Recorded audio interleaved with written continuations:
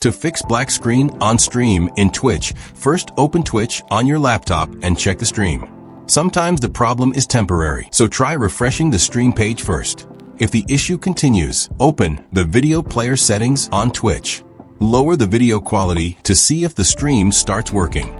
If that does not fix it, the issue might be caused by browser extensions. Go to your browser settings and open the extensions section. Look for ad blockers or similar extensions that may interfere with playback. Disable those extensions temporarily and refresh the Twitch page again. Now check if the video starts playing properly. If the issue still exists, clear your browser cache and cookies. This helps remove corrupted data that may cause streaming issues. After clearing, restart your browser completely. Open Twitch again and try playing the stream. In many cases, this will fix the black screen problem. If not, the issue could be related to your graphics drivers.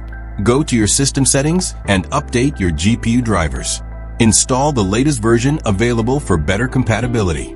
Restart your computer after updating the drivers.